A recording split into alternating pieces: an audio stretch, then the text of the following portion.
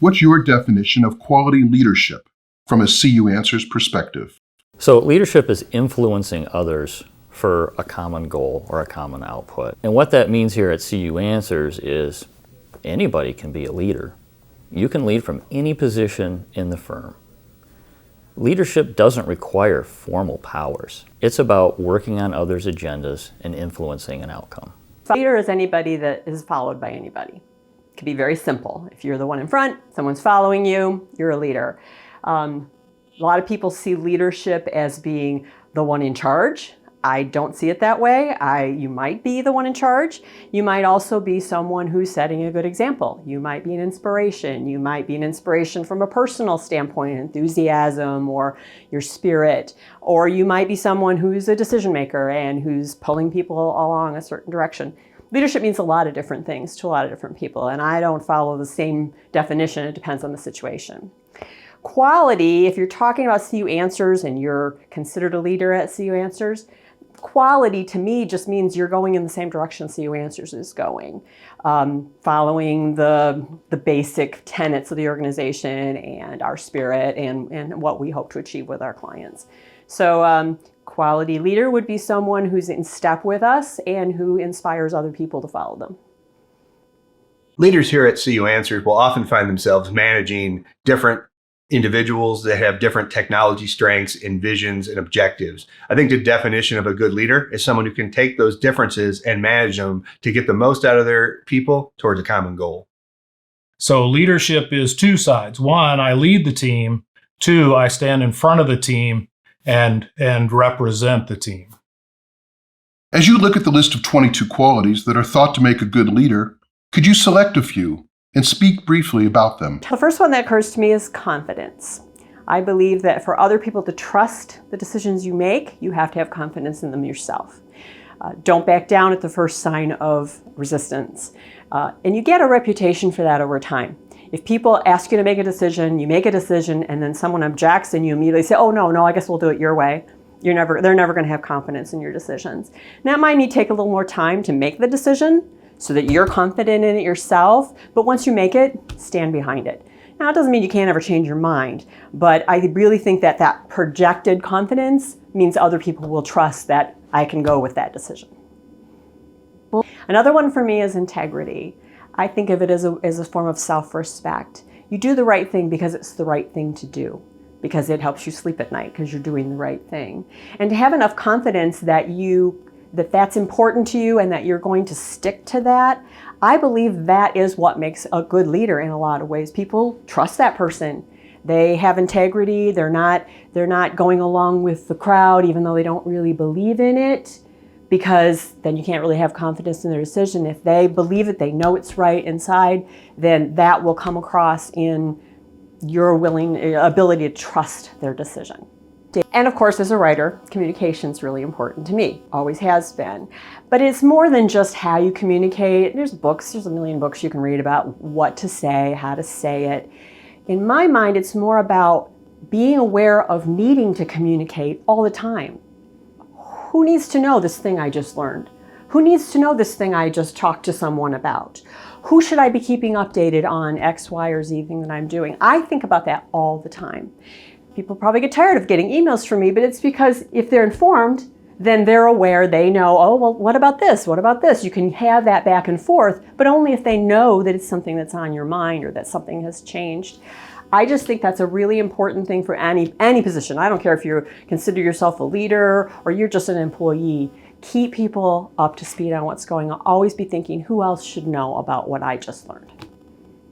Item number one that comes to mind for me is passion.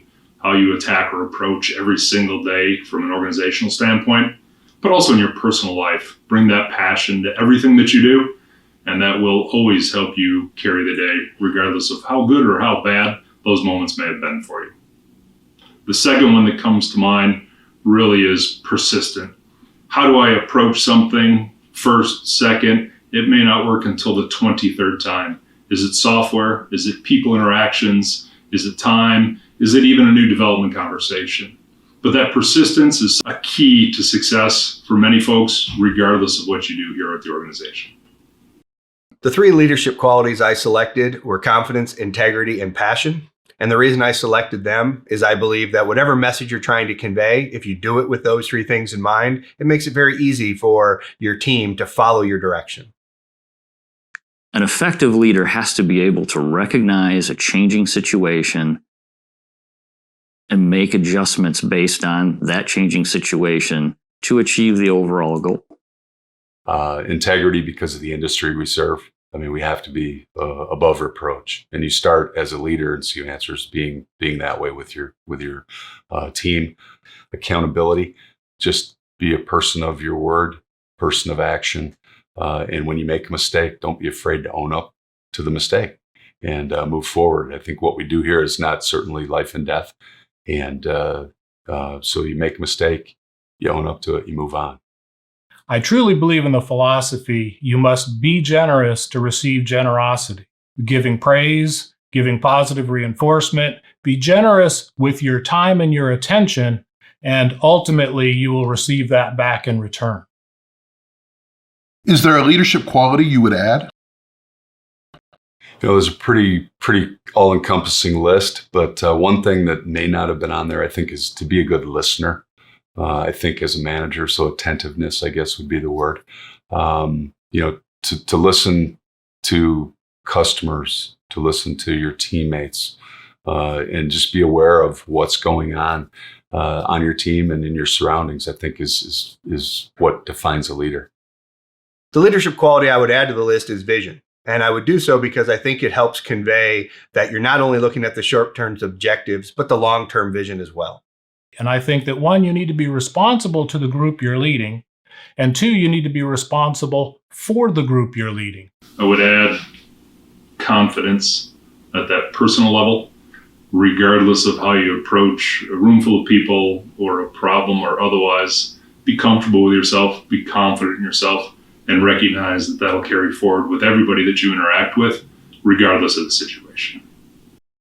The one that I would add is credibility. I really believe, especially when you're looking at choosing someone to be a manager, to have an actual official responsibility, a person needs to have credibility. People need to believe that what you are saying, you know what you're talking about. And part of that is saying when you don't know what you're talking about, because you can always learn, and there's plenty of people around you can learn from. So, but people need to feel like you have credibility, that you know what you're talking about. So study up, learn. Spend the time it takes to understand things thoroughly, to ask questions, to talk about it with people. Because then when you do say, here's what we should do, people will give you that confidence. It's all part of the confidence thing. You have credibility because, yep, they know what they're talking about. As our participants complete their first leadership development class, can you offer some words of advice? Well, I think the biggest thing would be get to know your teammates, and you need to know them as individuals. Once you satisfy the basics of Maslow's hierarchy, where their environment and their compensation and their basic needs are taken care of, it's important to understand that each person then responds differently. So you need to understand the individuals on your team so you know how to motivate them to act, and you need to give them what they need to be comfortable in that environment. So the biggest advice I could give you as a leader, stand in front of that team, make sure that team realizes that you are their advocate, you are going to bat for them, and you will do what's right for them. I always say be true to yourself. Learn about who you are, what you're good at, what you like to do, and don't do something just because everybody says you should do it. Do it because it's the right thing for you to do. There are a lot of people that get themselves on tracks where it's like, well, everybody says I got to do this, then this, then this in my career, and I'm not really happy. You need to know who you are and what you want. And there might be compromises that you have to make or sacrifices you have to make, but when in the end, you'll be happier and you'll be a better employee, and people will trust you as a leader more if you're not taking on things that are completely outside your wheelhouse that you don't even want to do, but because people say you should do them. I just really believe in being true to yourself. I'm kind of known for that. I'm kind of a maverick that way. I am who I am. I'm not going to become something different just because the society says a leader does this certain way. You need to be true to yourself, but you also need to be honest with yourself, what you're good at, what you need to learn about, what you need to be better at, So that's, I guess that's advice.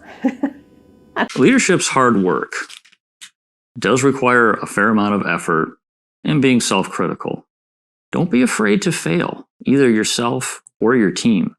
But recognize if you are and make an adjustment quickly. They say fail fast. And I think that's fairly good advice. Be invested in the agenda of others. When you work on their agenda, you're going to find not only are you helping them succeed, you're helping yourself succeed. Commit yourself to being a lifelong learner. You're never going to stop learning.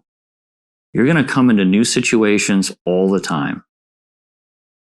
So being able to learn from those, adjust, and move forward is going to be critical. And remember to show appreciation. We're all working together. You need to appreciate the efforts of those around you. That'll take you far. I guess my final piece of advice would be to form your own opinions, challenge the convention. One of the things that's going to help CU Answers be successful today and into the future is leveraging the people that we have and the new insights that they bring to the table. One piece of advice that I would go ahead and share for every single individual here at CU Answers that's taking these classes and thinking about their leadership roles and moving forward with that would be the idea or the mindset of assuming responsibility before assigned. At the end of every single day, remind yourself of that. Remind yourself if you want more, there's always more to be had, and that will always help you drive towards a greater success here from an organizational standpoint. What's the best piece of leadership advice you were ever given? Probably the best piece of advice I ever got was to really work on the agendas of others and do so as passionately as they work on their own agendas. I hope that makes sense. Find out what they're going to need to make them successful, and then work on that alongside them, and their success will be your success. At the first credit union job that I ever had, on my very first day, CEO came rolling into my office, and he was actually carrying this bar of silver. And he smiled and he said, "Hey, 99.9% pure. I'm going to leave this on your desk for you. This is the type of performance I expect out of you every single day here. If you can't do it, pick it up, go home. We will never have a question." It's been on my desk every day since then. It's been a great reminder. And I hope you have something like that in your life as well to remind you of the type of performance you're hoping to give every single day with us.